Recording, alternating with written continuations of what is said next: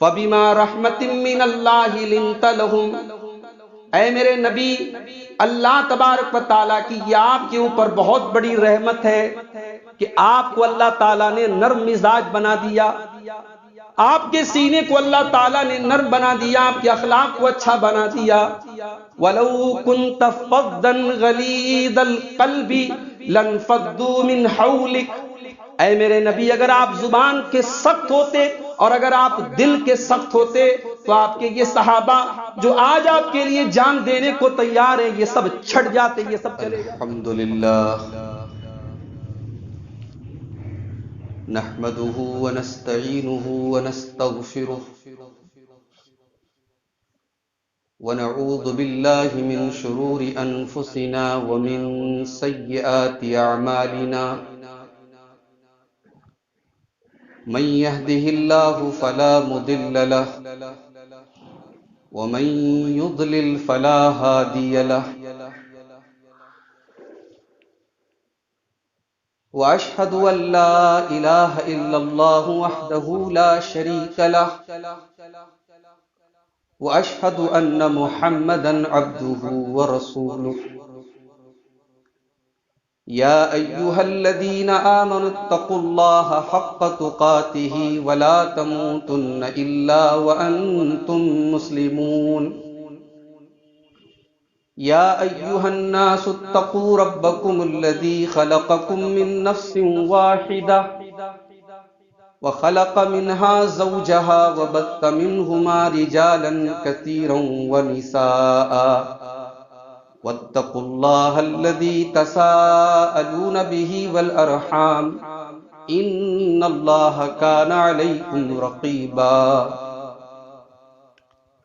يا أيها الذين آمنوا اتقوا الله وقولوا قولا سديدا يصلح لكم أعمالكم ويغفر لكم ذنوبكم، ومن يطع الله ورسوله فقد فاز فوزا عظيما، أما بعد فإن خير الحديث كتاب الله، وخير الهدي هدي محمد صلى الله عليه وسلم، وشر الأمور محدثاتها وكل محدثة بدعة وكل بدعة ضلالة وكل ضلالة في النار۔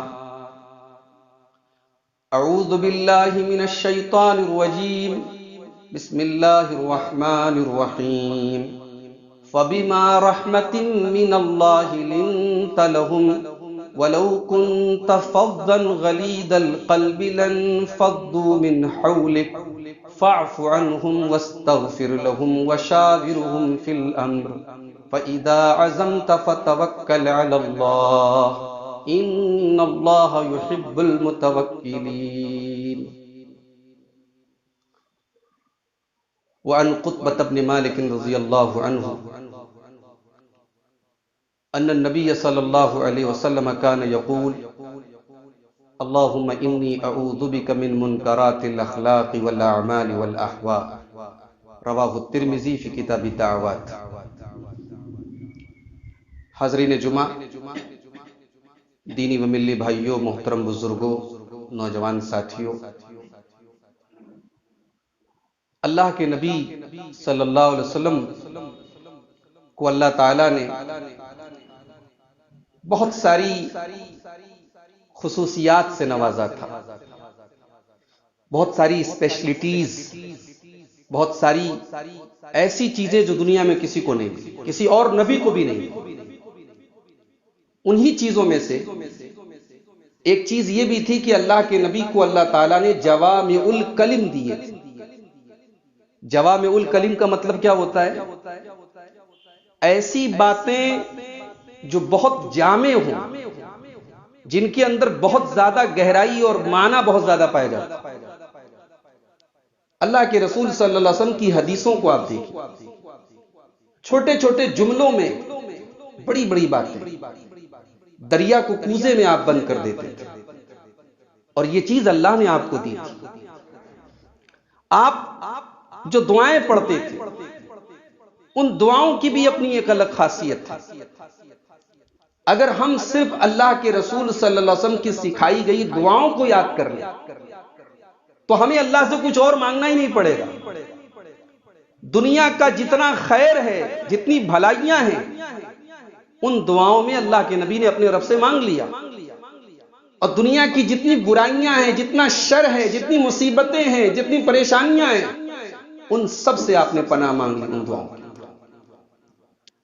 اور یہ کوئی مشکل کام بھی نہیں ہے. دعا کی کوئی بھی آتھینٹک کتاب، کوئی بھی مستند کتاب آپ مارکیٹ سے لے لیں اور اللہ کے رسول کی دعاؤں کو یاد کر لیں، اور اپنی جب بھی آپ دعا کے لیے ہاتھ اٹھائیں وہ دعائیں آپ پڑھیں. یقین مانیں ہمارے جملوں میں، ہماری بات میں وہ حیثیت، وہ اوقات نہیں پیدا ہو سکتی میرے بھائی جو رسول کے الفاظ میں. علماء نے باقاعدہ موٹی موٹی کتابیں لکھی ہیں، اللہ کے رسول کی دعاؤں کو ایکسپلین کیا ہے. مجھے یاد آتا ہے ایک بڑی مشہور کتاب ہے عربی زبان میں، اور مجھے نہیں پتا کہ ابھی تک اس کا اردو میں ترجمہ ہوا ہے کہ نہیں. بہت بڑے عالم ہیں ہماری سلفی جماعت کے، اہل حدیث جماعت کے، شیخ عبد الرزاق البدر، شیخ عبد المحسن العباد کے صاحبزادے ہیں، مدینہ منورہ کے مسجد نبوی کے استاد ہیں. درس ہوتا ہے ان کا، مدینہ یونیورسٹی کے بھی استاد. ان کی یہ کتاب ہے فقہ الدعا، 300 پیج کی کتاب. اس میں اللہ کے رسول کی دعاؤں کو انہوں نے کلیکٹ کیا ہے اور ہر دعا کو ایکسپلین کیا ہے. علماء نے کام کیا ہے اس پر. تو آج کے اس خطبہ جمعہ میں میں چاہتا ہوں کہ ایک دعا ہے، اس کو میں تھوڑا سا آپ کے سامنے کھول دوں، اس کی وضاحت کر دوں. اور یہ دعا جو ہے اللہ کے رسول اکثر پڑھتے تھے. حضرت قطبہ ابن مالک کہتے ہیں کہ اللہ کے نبی صلی اللہ علیہ وسلم یہ دعا پڑھتے تھے. یہ ترمذی کتاب الدعوات کی روایت ہے. کیا پڑھتے تھے؟ اللہم انی اعوذ بک من منکرات الاخلاق والاعمال والاہواء. 3 چیزوں سے اے اللہ میں تیری پناہ چاہتا ہوں. اے اللہ میں تیری پناہ چاہتا ہوں 3 چیزوں سے. من منکرات الاخلاق، برے اخلاق سے، والاعمال، برے اعمال سے، والاہواء، اور بری خواہشات سے، بری اچھاؤں سے، بری تمناؤں سے. اور ابن حبان کے اندر اس میں ایک لفظ کا اور اضافہ ہے، والادواء. اور اے اللہ میں تیری پناہ چاہتا ہوں بری بیماریوں سے. آئیے ذرا اس دعا کے اوپر غور کرتے ہیں. جمعہ کا خطبہ ہے، مختصر سا وقت ہے، اسی دعا پر آج ہم بات کرتے ہیں. پہلا سوال تو یہ پیدا ہوا کہ بھئی عمل تو ہم کرتے ہیں، خواہش تو ہمارے سینے میں جنم لیتی ہے، اخلاق تو ہمارا خراب ہوتا ہے، پھر ہم اللہ سے کیوں دعا کر رہے ہیں کہ اللہ تو تیری پناہ چاہتا ہوں، تو بچا لے ہم کو. بھئی عمل تو ہم کر رہے ہیں، عمل ہمارا ہے، اخلاق ہمارا ہے، خواہش ہماری ہے، اور ہم اللہ سے دعا کر رہے ہیں کہ اللہ تیری پناہ چاہتا ہوں. اس میں پوائنٹ یہ ہے کہ اگر ہمارا اخلاق اچھا ہے تو یہ ہمارا کمال نہیں ہے، یہ اللہ کی توفیق ہے. اور اگر ہمارا اخلاق برا ہے تو اللہ تبارک و تعالی نے ہم کو بچایا نہیں. اس میں ہم یہ نہیں کہہ سکتے ہماری غلطی نہیں ہے، اللہ نے بچایا ہوتا، ہم نے بچنے کی دعا نہیں مانگی، ہم نے وہ طریقے نہیں اپنائے کہ اللہ ہمیں ان برے اخلاق سے بچا. تو اچھے اخلاق اور اچھے اعمال اور اچھی خواہشات اگر ہمارے اندر ہیں تو اس میں ہمارا کوئی کمال نہیں ہے، یہ اللہ کی توفیق ہے. اس دنیا میں سب سے بڑے اخلاق اور سب سے عظیم اخلاق کی شخصیت اگر کوئی تھی تو وہ جناب محمد الرسول اللہ صلی اللہ علیہ وسلم. بھئی آپ سے عمدہ اخلاق تو کسی کا نہیں تھا. دشمن سے بھی آپ نے جو اخلاق پیش کیا دنیا آج تک مثال نہیں دے سکتی. تو نبی کے اندر بھی جو یہ اخلاق آیا، اللہ نے کہا ہے نبی یہ اخلاق ہم نے آپ کو دیا. سورہ آل عمران کی آیت نمبر 159 اٹھائیں. فَبِمَا رَحْمَةٍ مِّنَ اللَّهِ لِنْتَ لَهُمْ. اے میرے نبی، اللہ تبارک و تعالیٰ کی یہ آپ کے اوپر بہت بڑی رحمت ہے کہ آپ کو اللہ تعالیٰ نے نرم مزاج بنا دیا، آپ کے سینے کو اللہ تعالیٰ نے نرم بنا دیا، آپ کے اخلاق کو اچھا بنا دیا. وَلَوْ كُنْتَ فَظًّا غَلِيظَ الْقَلْبِ لَانفَضُّوا مِنْ حَوْلِكَ. اے میرے نبی اگر آپ زبان کے سخت ہوتے اور اگر آپ دل کے سخت ہوتے تو آپ کے یہ صحابہ جو آج آپ کے لیے جان دینے کو تیار ہیں یہ سب چھٹ جاتے، یہ سب چلے جاتے. غور کرنے والی بات ہے. بھئی اللہ کے نبی نبی ہیں، اللہ نے کہا آپ نبی ہوتے، قرآن پڑھ پڑھ کے سنا رہے ہوتے، سچائی کی باتیں بتا رہے ہوتے، دو چیزیں اگر آپ کے اندر نہ ہوتی تو آپ کے یہ فالوورز نہ ہوتے۔ زبان اگر سخت ہوتی اور دل اگر سخت ہوتا، اخلاق اگر آپ کا اچھا نہ ہوتا تو ہے نبی آپ لوگوں کا دل نہیں جیت سکتے۔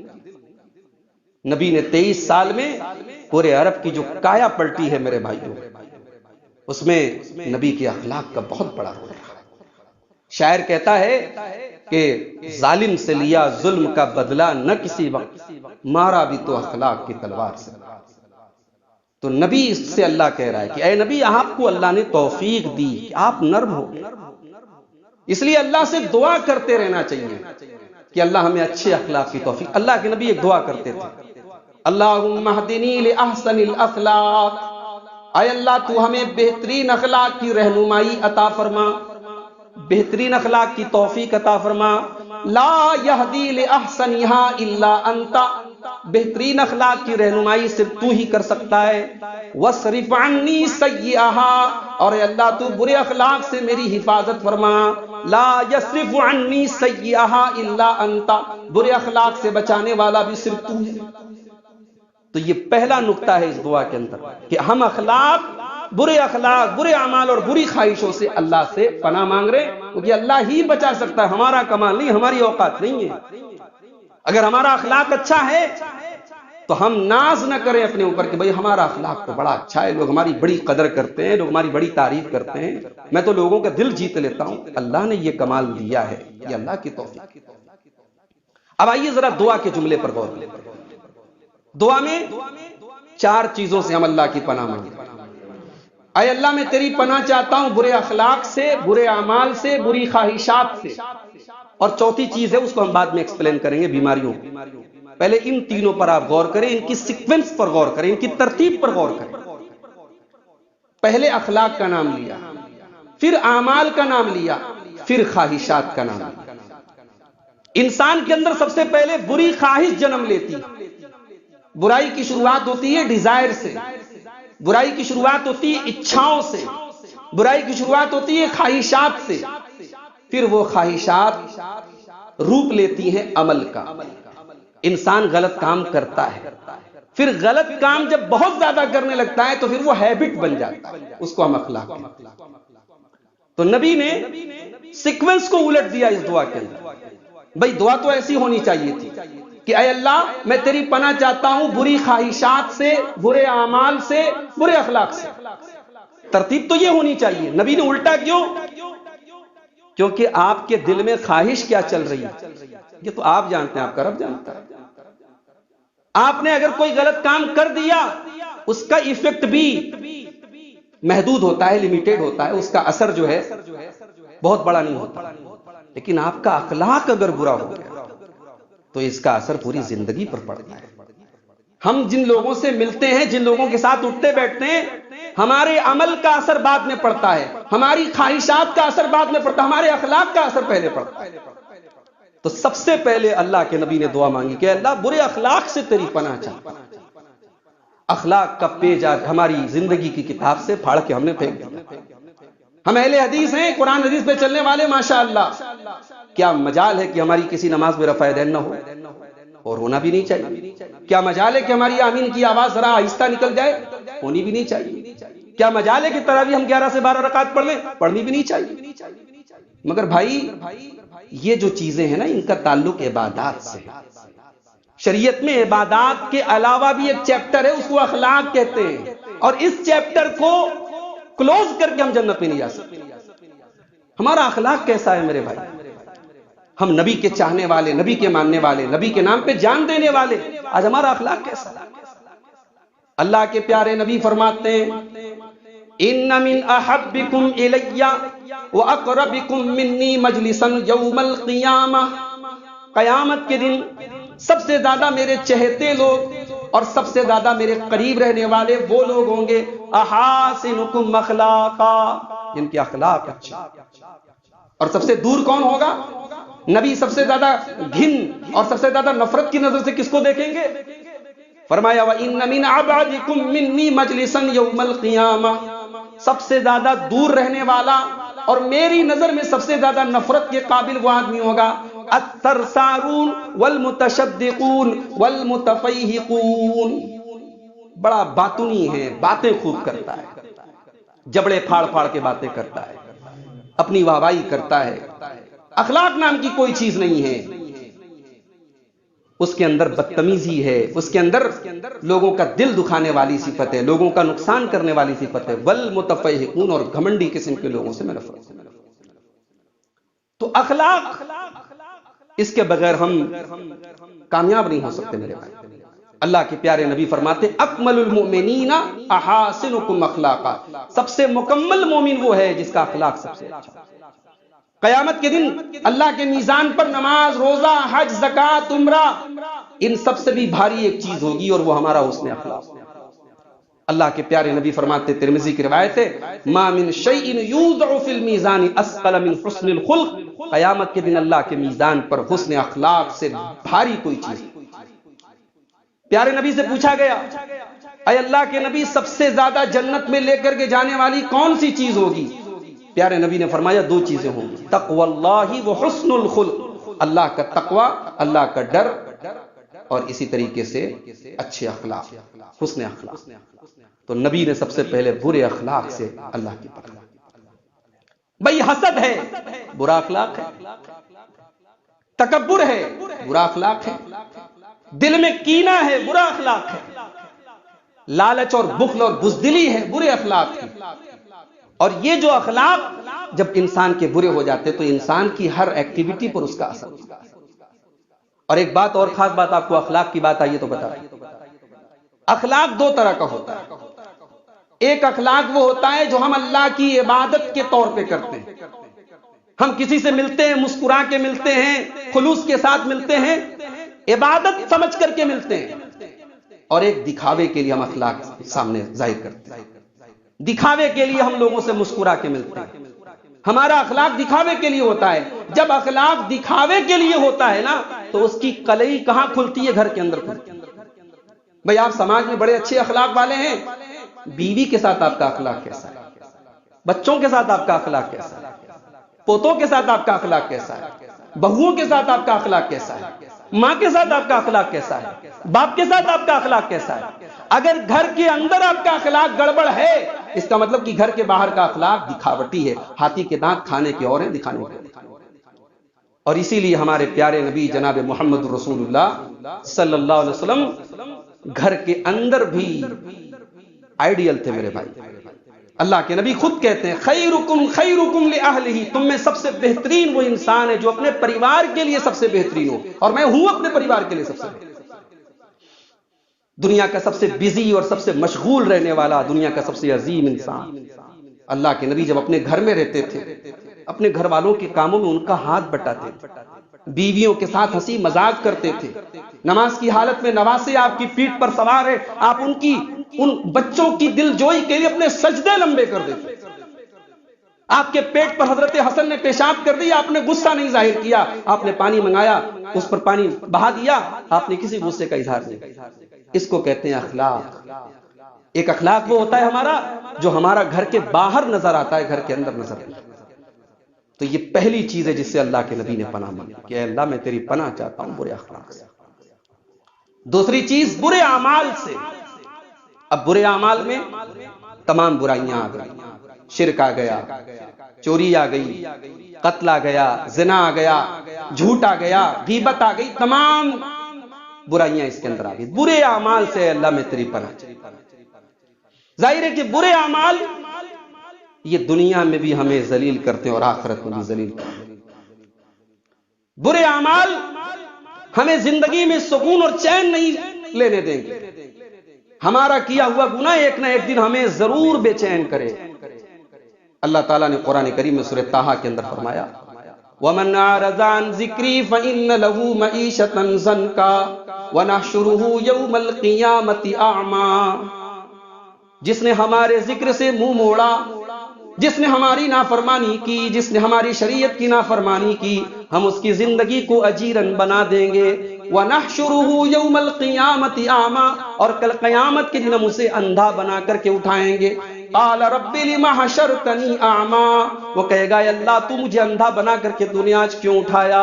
قال كذلك اتتك آیاتنا فنسیتها وكذلك اليوم تنسى، اللہ فرمائے گا ہماری آیتیں تیرے پاس پڑھی جاتی تھیں، تو انہیں کوئی توجہ نہیں دیتا تھا، تو بھلا دیتا تھا، آج ہم تجھے بھلا دیں گے، آج تیرے اوپر کوئی نظر کرم نہیں۔ برے اعمال انسان کی روزی روٹی پر اثر ڈالتے ہیں میرے بھائی، انسان کے کاروبار پر اثر ڈالتی ہیں، اس کے غلط کاموں کا اثر اس کے کاروبار پر پڑتا ہے۔ اللہ کے پیارے نبی فرماتے ہیں ان العبد لیحرم بالرزق بالذنب یصیبہ، انسان اپنے گناہ کی وجہ سے اس کو جو روزی ملنے والی ہوتی ہے، اس کی روزی اس کو ملنے والی ہوتی ہے، لیکن اس کے گناہ کی وجہ سے اس کو محروم کر دیا جاتا ہے، اس کی روزی کو چھین لیا جاتا ہے۔ گناہ انسان کو ذلیل کرتا ہے، اور دنیا میں اگر آدمی ذلیل نہ بھی ہو تو اصل ذلت تو قیامت کے دن کی ذلت ہے۔ اس دن کی ذلت اور رسوائی سے اگر ہم بچ جائیں تو یہی کامیابی ہے۔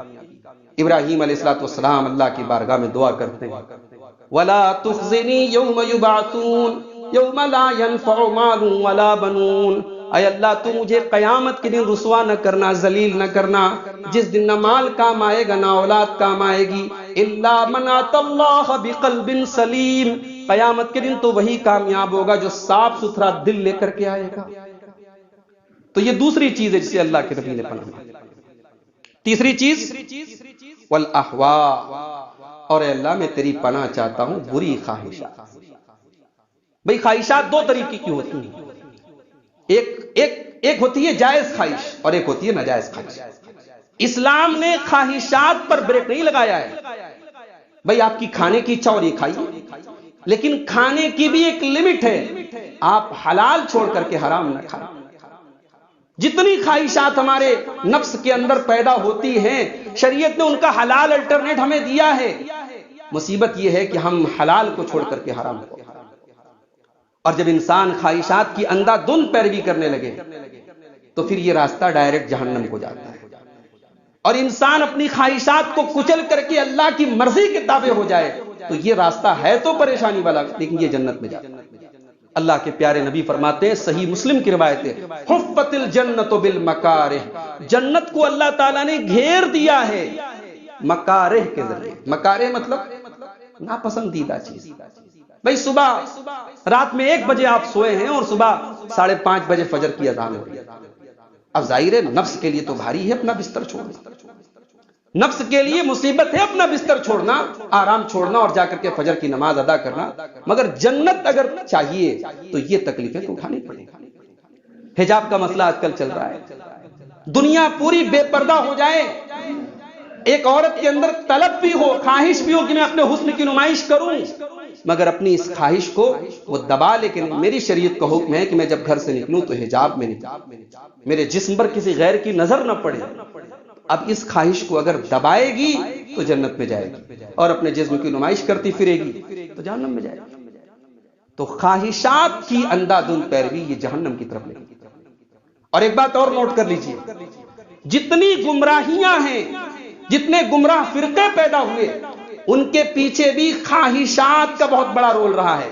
لوگوں نے آج بدعات کی دکانیں، خرافات کی دکانیں کیوں ترقی پر ہیں، کیوں پھل پھول رہی ہیں؟ کیونکہ لوگوں کی خواہشات اس سے جڑی۔ انسان جانتا ہے کہ یہ چیز حق ہے، مگر اپنی خواہشات کی پیروی کے پیچھے وہ پڑا ہوا ہے۔ اسی لیے اللہ تعالیٰ نے سورہ جاسیہ کے اندر فرمایا کہ اس سے بڑا گمراہ کوئی نہیں ہوتا جو علم کے ہونے کے باوجود اپنی خواہشات کی پیروی۔ افرأیت من اتخذ الہہ ہوا، اے نبی کیا آپ نے اس انسان کو دیکھا جو اپنی خواہشات کی پیروی کرتا ہے، وَأَضَلَّهُ اللَّهُ عَلَىٰ عِلْمٍ، اور اس کے علم کے ہونے کے باوجود اللہ نے اسے گمراہ کر دیا، وَخَتَمَ عَلَىٰ سَمْعِهِ وَقَلْبِهِ، اس کے کانوں پر اللہ نے مہر لگا دی، اس کے دل پر اللہ نے مہر لگا دی، وَجَعَلَ عَلَىٰ بَصَرِهِ غِشَاوَةً، اور اس کی آنکھوں کے اوپر پردہ ڈال دیا۔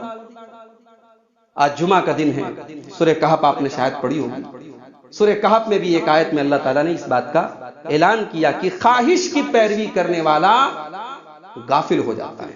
وَلَا تُطِعْ مَنْ أَغْفَلْنَا قَلْبَهُ عَنْ ذِكْرِنَا وَاتَّبَعَ هَوَاهُ وَكَانَ أَمْرُهُ فُرُطًا، اے نبی ان لوگوں کی پیروی مت کیجیے جن کے دل کو ہم نے غافل کر دیا اور جو اپنی خواہشات کی پیروی کرتے ہیں۔ تو کامیاب ہونا ہے تو اپنی خواہشات کو لگام لگانی پڑے گی، حلال کے اندر رہ کر کے اپنی خواہشات کو پورا کریں، اور اللہ کی قسم اپنی ان خواہشات کو جن کا تعلق دنیا سے ہے اگر ہم حلال طریقے سے پورا کریں تو وہ بھی ہمارے لیے باعث ثواب بنے گا۔ بیوی کے حق کا حق ادا کرنا کیا یہ ثواب نہیں ہے؟ کیا بچوں کی تربیت کرنا، بچوں کے لیے محنت کرنا، بیوی بچوں کو آرام دہ زندگی دینے کے لیے محنت کرنا، کاروبار کرنا، نوکری کرنا، مزدوری کرنا، کیا یہ دین کا حصہ نہیں ہے؟ یہ دین کا حصہ ہے۔ پیارے نبی نے اپنے صحابہ سے کہا تمہارے جسم کا تمہارے اوپر حق ہے، تمہاری آنکھوں کا تمہارے اوپر حق ہے، تمہارے شریر کا تمہارے اوپر حق ہے، اور تمہارے رب کا بھی تمہارے اوپر حق ہے۔ تو اللہ کے نبی نے یہ تیسری چیز سے اللہ کی پناہ مانگی کہ اللہ میں تیری پناہ چاہتا ہوں بری خواہشات، اور چوتھی چیز بری بیماریوں سے میں تیری پناہ چاہتا ہوں۔ بھئی بیماری تو سب بری ہوتی ہے، بیماری کوئی چاہتا ہے کہ آ جائے؟ جی نہیں۔ ہلکی پھلکی بیماریاں یہ بظاہر ہمیں لگتا ہے کہ ہمارے لیے بری ہیں، مگر اللہ کے رسول کی حدیث ہے کہ مومن کی بیماریاں بھی اس کے لیے گناہوں کی معافی کا ذریعہ بنتی ہیں۔ بخار بھی آتا ہے ہمیں تو وہ ہمارے گناہوں کی معافی کا ذریعہ بنتا ہے، لیکن بیماریوں میں بھی کچھ بیماریاں ایسی ہیں جو بری بیماریاں ہیں۔ ایسی بیماری کہ وہ بیماری اگر ہمیں لگ جائے ہماری پراپرٹی بک جائے، ہمارا سارا مال ختم ہو جائے مگر اس بیماری کے جال سے ہم نہ نکل پائیں۔ کینسر کی بیماری ہے، ایڈز کی بیماری ہے، اور اس طریقے سے ابھی اس وقت پوری دنیا جس وائرس میں مبتلا ہے، اور 2 سالوں سے لگاتار ہم رمضان کی جو رونق ہوتی ہے اس سے ہم محروم رہے، اور ابھی ہم کچھ کہہ نہیں سکتے کہ آنے والے رمضان میں ہم تو دعا ہی کر سکتے ہیں کہ اللہ ہم سب کی حفاظت کرے، مگر دنیا ابھی تک اس سے باہر نہیں نکل پائی۔ تو بری بیماریاں، جو بیماریاں ہمیں یعنی اس قدر مجبور اور لاچار کر دیں کہ ہم اپنے بستر سے اٹھ نہ سکیں، ہم لوگوں کے محتاج ہو جائیں، لوگ ہم سے گھن کھائیں، ایسی بیماریوں سے اللہ کے نبی نے پناہ مانگی۔ تمام بری بیماریاں اس دعا کے اندر آ گئی۔ تو یہ دعا میرے بھائی یاد کر لیں آپ، اللہم انی اعوذ بک من منکرات الاخلاق والاعمال والاہواء والادواء۔ اس کو جو ہے 4 چیزیں ہیں، اس کو آپ یاد کر لیں۔ انشاءاللہ اگر ہم اس دعا کو اپنی زندگی کا معمول بنا لیں تو میں امید کرتا ہوں اور اللہ کی ذات سے یقین ہے کہ انشاءاللہ اس دعا کا اثر ہماری خواہشات پر بھی پڑے گا، ہمارے اخلاق پر بھی پڑے گا، ہمارے اعمال پر بھی پڑے گا، اور اللہ بری بیماریوں سے بھی ہم سب کی حفاظت فرمائے گا۔ اللہ سے دعا ہے رب العالمین ہم سب کو ان 4 چیزوں سے، برے اخلاق سے، برے اعمال سے، بری خواہشات سے اور بری بیماریوں سے اللہ ہم سب کو محفوظ رکھے۔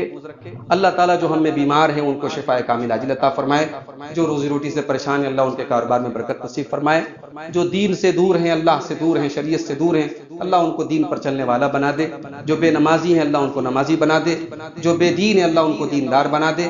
اللہ ہم سب کے دلوں میں ایک دوسرے کی الفت، محبت اور اخلاص پیدا فرما دے، دلوں سے کینہ اور کپٹ کو نکال دے، دلوں سے نفرت اور دشمنیوں کو نکال دے، اور ایک دوسرے کی قدر کرنے کی اور ایک دوسرے کا حق ادا کرنے کی اللہ تعالی ہم سب کو توفیق عطا فرمائے۔